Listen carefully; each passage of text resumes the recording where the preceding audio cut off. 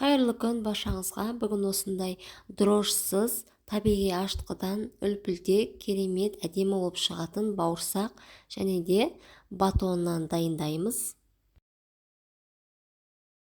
Дрожсыз табиғи ашытқыдан жасалған батон нандарымыз арасы осылай ашылып, толықтай пісіп шығады.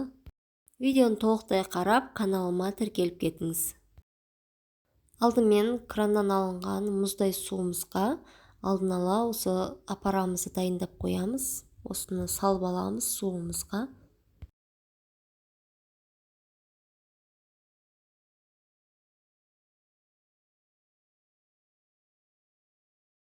Одан кейін үстіне ұнымызды саламыз.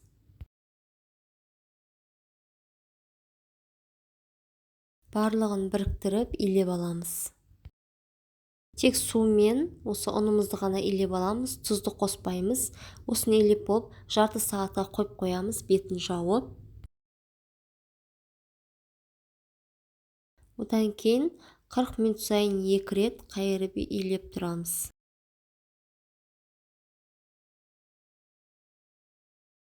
Одан кейін қамырымызды сәл тұрғаннан кейін осылай арасын ашып жайып аламыз.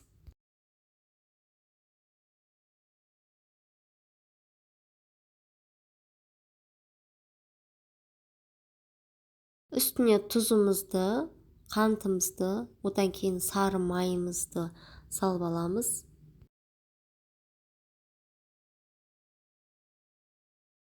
Сары майымызды осылай жан-жағына жағып, одан кейін бетін жауып. Егер табиғи ашытқыларыңыз болса, дәл бұлай емес, кәдімгі табиғи ашытқыны майды, қантты салып қосып илей беруге болады. Енді осыны орап, кейін жақсылап ұрғылаймыз. Осылай тұзы мен майы, қанты барлығы жақсы сіңу үшін осылай видеодағыдай жасаймыз. Бұл қамыр бізде бауырсаққа және батон нанға екеуіне бірдей.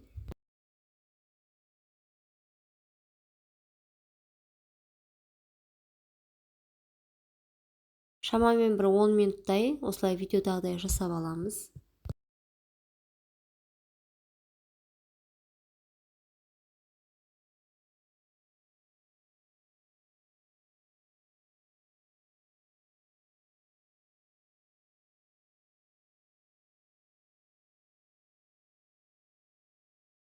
Басында осылай бірікпейді, одан кейін біраз осылай ұрғылау процесінен кейін жақсы бірігіп, қамырымыз жұмсақ болып шығады.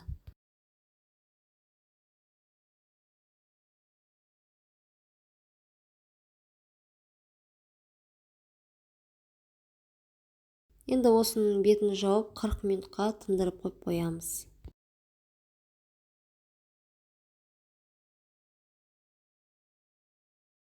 Дәл осылай 40 минут сайын 2 рет обменка береміз. Бізде қамырымыз дайын болды. Енді осының жартысына бауырсаққа, жартысын батоннан қалып қаламыз. Осылай бөліктерге бөліп аламыз.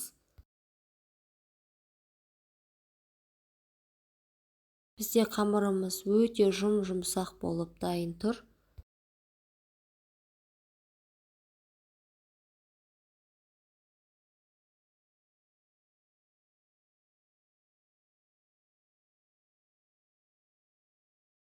Енді осыны жайып, бауырсақтарға кесіп аламыз.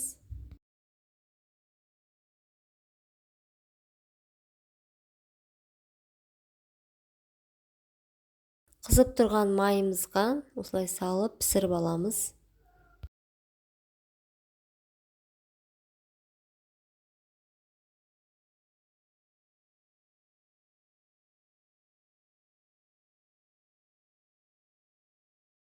Табиғи ашытқыдағы бауырсақтарымыз осылай көтеріліп, кәдімгі жасанды дрожжыдан ешқандай айырмашылығы жоқ.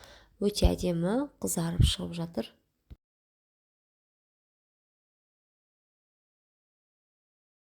Мен өзім 1 жыл болды осы табиғи ашытқыны қолданып жүргеніме, дрожжының орнына қолданамын.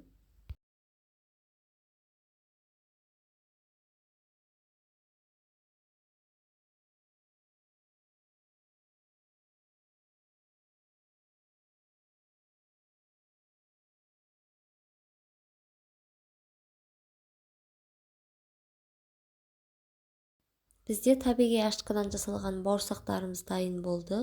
Жұмсақ, үлпілдеп болып шықты.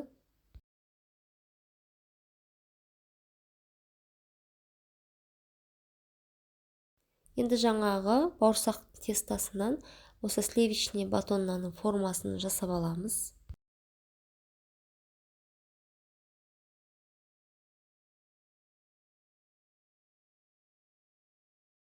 Кейін формамызға салып, жарты сағатқа бетін жауып қойып қоямыз.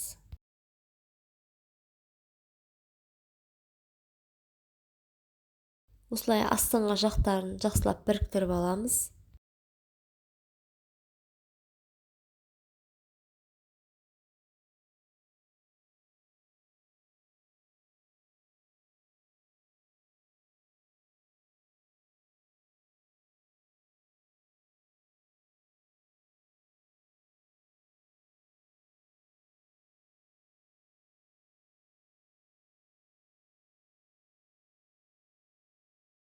Енді екеуін жарты сағатқа тындырып қоямыз көтерілгенше.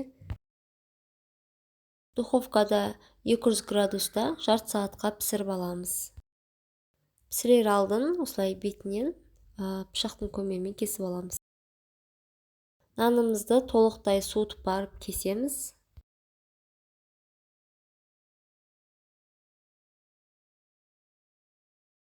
Табиғи ашытқыдан жасалған нанымыз осылай өте жұмсақ болып шығады. Қазір кесіп арасын көрсетемін. Міне осылай арасы толықтай пісіп, өте жұмсақ болып шықты.